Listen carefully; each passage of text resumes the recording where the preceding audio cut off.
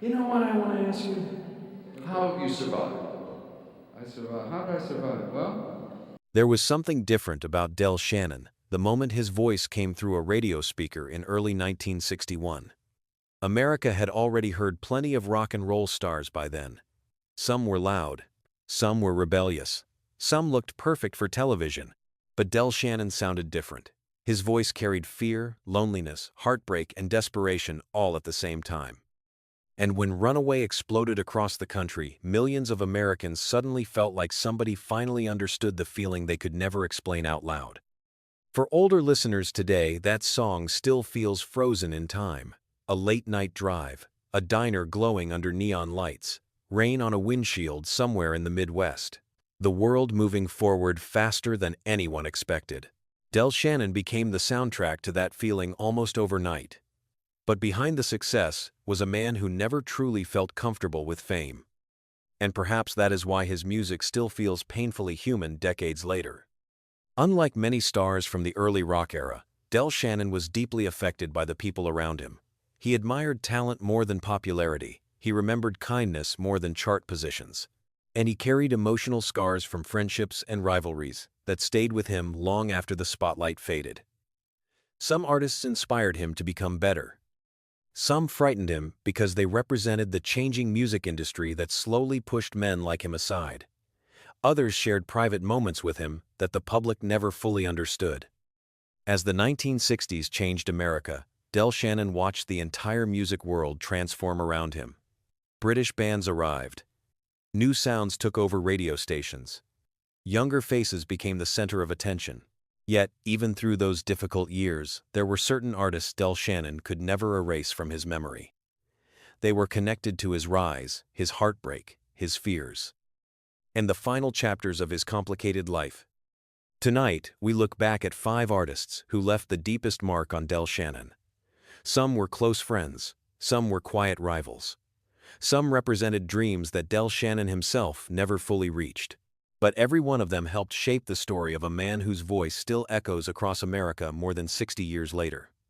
And by the end of this story, you may realize that the loneliness inside Runaway was never just a song. It was the real life of Del Shannon himself. Before the fame, before Runaway, and before America knew the name Del Shannon, he was simply Charles Whedon Westover, a quiet young man from Michigan trying to find stability in a world that rarely felt stable. He grew up during the years when American families were still recovering from hardship, and like many men of his generation, he carried insecurities that never completely disappeared. Music became his escape long before it became his profession. Country records, rhythm and blues stations, and the rising sound of rock and roll gave him something he could not easily find in ordinary life identity. What made Del Shannon unusual was not just the sound of his voice. It was the emotional honesty hidden inside it. Even when he stood on stage in a clean suit under bright television lights, there was always something nervous and vulnerable about him. Audiences could feel it immediately. Unlike performers who projected confidence and swagger, Del Shannon often looked like a man carrying private worries no one else could see. That vulnerability became his greatest strength as an artist, but it also made the pressures of fame far more dangerous for him than people realized at the time. When Runaway became one of the biggest songs in America, Del Shannon suddenly found himself standing beside some of the most important musicians of the era. He toured endlessly, appeared on television programs across the country, and entered a music industry that was becoming more competitive by the month. The early 1960s were moving fast. New stars appeared almost every week. Record labels demanded constant hits, radio trends shifted overnight, and behind the scenes, many artists quietly feared becoming forgotten before they even reached their 30s. Del Shannon understood that fear better than most. But despite his struggles with anxiety and self-doubt, he remained deeply connected to other musicians. He admired originality. He respected artists who survived difficult times. And he never forgot the people who changed the direction of his life, whether through friendship, inspiration, rivalry, or heartbreak. Some of those men stood beside him during his greatest moments. Others unknowingly reminded him how fragile success could be. Together they became part of the emotional history behind Del Shannon's music and career. For many older Americans, Del Shannon represents something larger than classic rock and roll nostalgia. He represents an era when popular music still sounded personal, when songs carried real sadness instead of performance, when singers did not hide their loneliness behind image and spectacle. That is why his story still matters today. And as we begin counting down the 5 artists Del Shannon could never forget, we are also stepping back into one of the most emotional periods in American music history. Number 5. Roy Orbison. Long before people began calling Del Shannon one of the most emotional voices of the early rock era, there was already another man making audiences across America feel heartbreak in a completely different way. That man was Roy Orbison. And for Del Shannon, Orbison was more than just another successful artist on the charts. He was proof that vulnerability itself could become unforgettable music. When the two men rose to fame during the early 1960s, the music industry still favored confidence, charm, and polished stage personalities. Many performers wanted to appear cool and untouchable. Roy Orbison did the opposite. He wore dark glasses, stood nearly motionless on stage, and sang songs that sounded emotionally shattered. Del Shannon immediately recognized something familiar in that approach because his own music carried the same loneliness underneath the surface. Both men sounded like outsiders trying to survive inside a rapidly changing world. To audiences, their similarities were impossible to ignore. Songs like Only the Lonely and Crying carried the same emotional weight that listeners felt in Runaway. Unlike louder rock stars of the era, neither man depended on rebellion or flashy performances. They relied on emotional honesty. Older Americans who lived through those years often remember hearing their songs late at night on AM radio stations where heartbreak somehow sounded larger after midnight. Del Shannon deeply admired Orbison's ability to turn pain into something beautiful without pretending to be stronger than he really was. But there was also another reason Roy Orbison stayed in Del Shannon's mind for years. Orbison managed to adapt as music changed around him. While many early rock artists struggled when British bands arrived in America, Orbison continued finding ways to remain respected. Del Shannon watched this carefully because he himself was beginning to feel vulnerable inside an industry obsessed with trends. Every new wave of music brought fresh anxiety. Younger audiences wanted something different. Radio stations moved on quickly, and Del Shannon often feared becoming a memory before he was ready to disappear. Seeing Orbison survive those difficult years likely gave him both hope and frustration at the same time. The relationship between the two artists was built more on quiet understanding than public drama. They were not men known for outrageous feuds or shocking headlines. Instead, they represented a disappearing type of American performer, emotionally exposed, deeply human, and often painfully insecure beneath the spotlight. In many ways, Roy Orbison reflected the future. Del Shannon desperately wanted for himself a respected survivor whose music could outlive changing trends and generations. Years later, when people looked back on the great emotional voices of early rock and roll, the names Roy Orbison and Del Shannon were often mentioned together for a reason. Both men sang as if loneliness was not temporary but permanent. Both carried sadness that audiences could feel, even when the lyrics sounded simple. And for Del Shannon, Roy Orbison was not merely another star from the same era. He was one of the few artists who truly understood the emotional world Del Shannon himself lived in every single day. Number 4. Elvis Presley. For almost every American musician who came of age during the 1950s and early 60s, there was one figure who seemed larger than life itself. Elvis Presley was not simply a successful entertainer. He was the center of an entire cultural earthquake that changed music forever. And like countless young performers across the country, Del Shannon watched Elvis with fascination long before he ever stepped onto a national stage himself. By the time Del Shannon became famous, Elvis already represented the impossible standard every male singer was measured against. Record labels wanted another Elvis. Television programs wanted another Elvis. Fans wanted the same excitement Elvis had created years earlier when rock and roll first exploded into American homes. But Del Shannon quickly understood something important. He could never become Elvis Presley, and trying to imitate him would destroy what made him unique. Instead of confidence and swagger, Del Shannon offered vulnerability and emotional pain. That difference became the reason audiences remembered him. Still, the influence Elvis had over Del Shannon's generation was impossible to escape. Even artists who sounded nothing like Presley felt the pressure of his shadow hanging over the industry. Elvis represented success on a scale few musicians could even imagine. Massive tours, Hollywood films, endless media attention, women screaming in crowds wherever he appeared. Del Shannon admired that power. But there were also moments when it likely reminded him how different their careers truly were.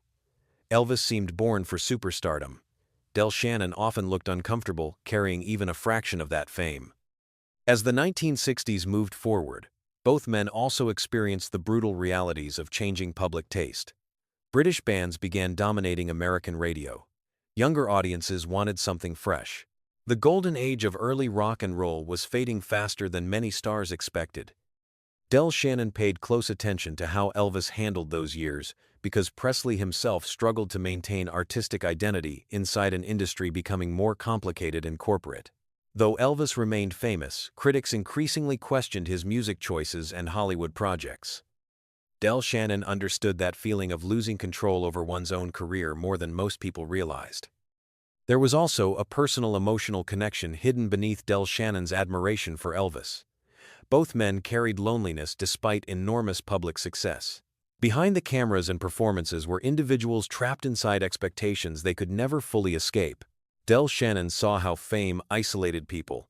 The bigger the star became, the harder genuine happiness often seemed to find. Elvis represented both the dream and the warning. He showed what every young singer wanted but also what success could quietly take away. For older Americans who remember that era firsthand, it is difficult to describe how deeply Elvis Presley shaped the emotional atmosphere of American music. His presence affected nearly everyone around him, including artists who built entirely different careers. Del Shannon never forgot that influence because Elvis represented the beginning of the world Del Shannon himself entered. A world filled with applause, pressure, loneliness, and the constant fear that one day the audience might simply move on. Number 3. Tom Petty. By the late 1970s and early 80s, much of America had already started viewing Del Shannon as a forgotten voice from another era. The music industry had changed dramatically. Stadium rock dominated radio. Younger audiences chased newer sounds. Many early rock and roll stars quietly disappeared into nostalgia tours and oldies stations. But then something unexpected happened. A younger generation of musicians began rediscovering Del Shannon's music, and among the people who admired him most was Tom Petty. For Del Shannon, that admiration meant far more than most people understood. By that point in his life, he had already experienced years of professional disappointment and personal struggles. He battled depression, insecurity, and the painful feeling that the music world had moved on without him. But Tom Petty genuinely respected the emotional honesty inside Del Shannon's records. Petty was not interested in treating him like a relic from the past. He saw him as an important artist whose songwriting still mattered. That respect gave Del Shannon something he desperately needed during the later chapters of his career validation. Tom Petty belonged to a different generation, but emotionally, the two men shared similarities. Both understood loneliness inside fame. Both valued authenticity more than image. And both created music that connected deeply with ordinary Americans, driving lonely highways late at night. Petty especially admired how Del Shannon could make sadness sound hauntingly beautiful without sounding artificial or theatrical. To many younger rock musicians, Del Shannon represented a type of emotional sincerity that modern music sometimes lacked. Their connection became even more meaningful when Del Shannon began working around musicians associated with Petty's circle. There was serious discussion at one point about Del Shannon potentially joining the Traveling Wilburys after the death of Roy Orbison. That possibility alone showed how respected Del Shannon still was among major musicians behind the scenes, even if mainstream audiences no longer fully recognized it. For a man who had spent years feeling overlooked, that kind of recognition carried enormous emotional weight. But sadly, this chapter of Del Shannon's life also carried deep tragedy. Just as renewed appreciation for his music seemed possible, his personal struggles worsened. Depression followed him for years, often hidden behind polite interviews and professional appearances. Many people around him sensed the emotional exhaustion growing heavier with time. Tom Petty and others admired Del Shannon not only because of his music, but because they understood how fragile he truly was beneath the surface. When Del Shannon died in 1990, many musicians reacted with genuine heartbreak. Tom Petty was among those who openly expressed sadness because he knew America had lost far more than a forgotten singer from the early 60s. It had lost one of rock music's most emotionally honest voices. For Del Shannon, Tom Petty represented something rare in the final years of his life. Proof that his music still mattered to artists who truly understood songwriting pain and emotional truth. And perhaps that is why Del Shannon could never forget him. Number 2. Jeff Lynne. As the music world entered the 1980s, Del Shannon found himself standing between two different eras of rock history. To younger audiences, he was often remembered only for Runaway. But to serious musicians, songwriters, and producers, Del Shannon was something far more important. He was one of the emotional architects of modern pop rock. Few people understood that better than Jeff Lynne. Jeff Lynne had grown up listening to the early generation of American rock artists who shaped British music during the 1960s. Like many musicians from England, he admired the emotional intensity and melodic style that performers like Del Shannon brought into popular music. Long before Lynne became famous through Electric Light Orchestra, and later as one of the most respected producers in rock history, he had already developed deep respect for Del Shannon's songwriting abilities. What made their connection meaningful was the fact that Jeff Lynne represented the very musical movement that once threatened Del Shannon's career. When British artists invaded American radio during the 60s, many American rock and roll stars struggled to survive professionally. Del Shannon watched bands from overseas dominate charts that once belonged to performers like him. It was painful. Careers vanished quickly during those years. Some artists adapted. Others disappeared entirely. Yet decades later, one of the British musicians influenced by that era was now openly praising Del Shannon as a major inspiration. That recognition mattered enormously because Del Shannon always feared being forgotten.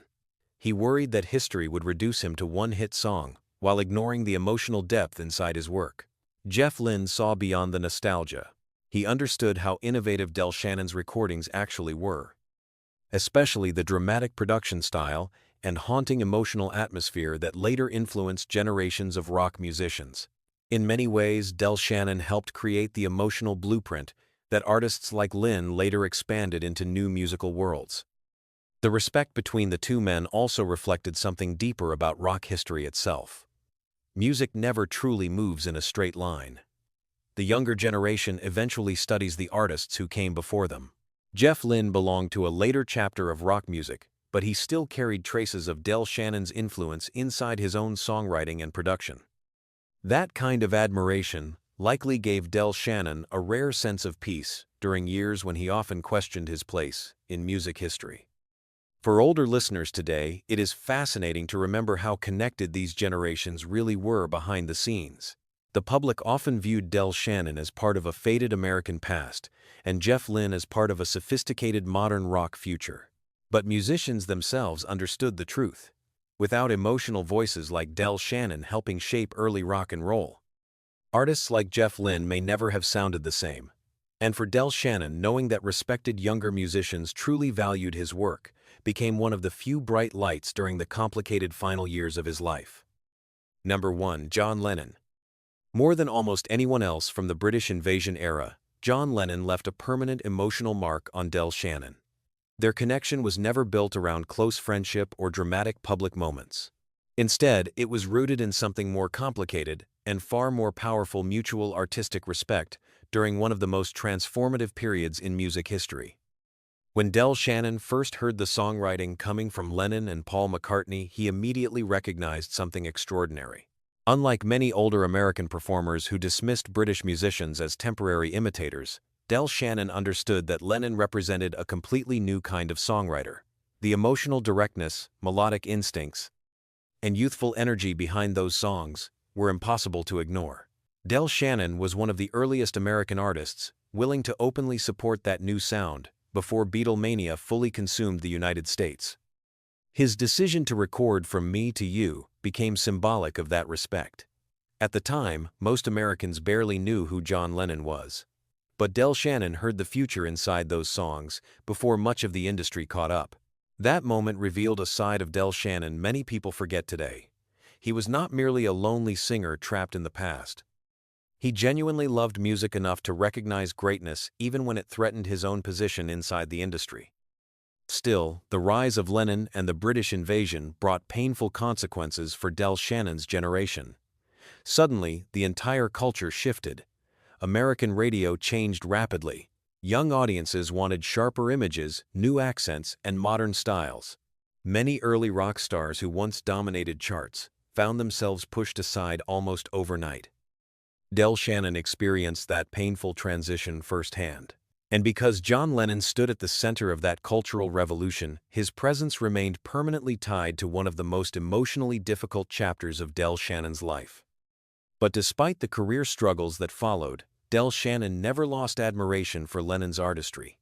In many ways, the two men shared emotional similarities beneath their very different public images. Both carried insecurity beneath fame. Both wrote songs filled with vulnerability and emotional honesty. And both understood how loneliness could survive even inside enormous success.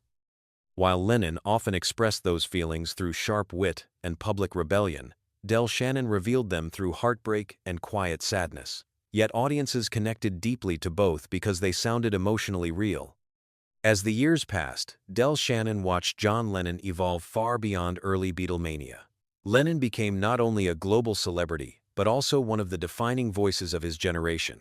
For Del Shannon, that transformation likely carried both admiration and painful reflection. He saw how some artists managed to reinvent themselves while others struggled simply to survive changing times. But even through those complicated emotions, the respect remained. For older Americans who remember the early 60s firsthand, it is impossible to separate John Lennon from the moment music itself changed forever. And for Del Shannon, Lennon became more than just a younger artist who reshaped the industry. He represented the beginning of a new musical era that Del Shannon both admired and feared at the same time. In the end, perhaps that is why John Lennon became the artist Del Shannon could never truly forget. Because Lennon reminded him of music's greatest truth, no matter how painful change may feel, the artists who survive in memory are the ones who speak honestly from the heart. And decades later, both John Lennon and Del Shannon still do exactly that whenever their songs begin to play. Today, more than half a century after Del Shannon first changed American radio with Runaway, his voice still carries a feeling many modern recordings struggle to capture. It sounds vulnerable, human, unprotected. And perhaps that is exactly why older generations continue returning to his music after all these years.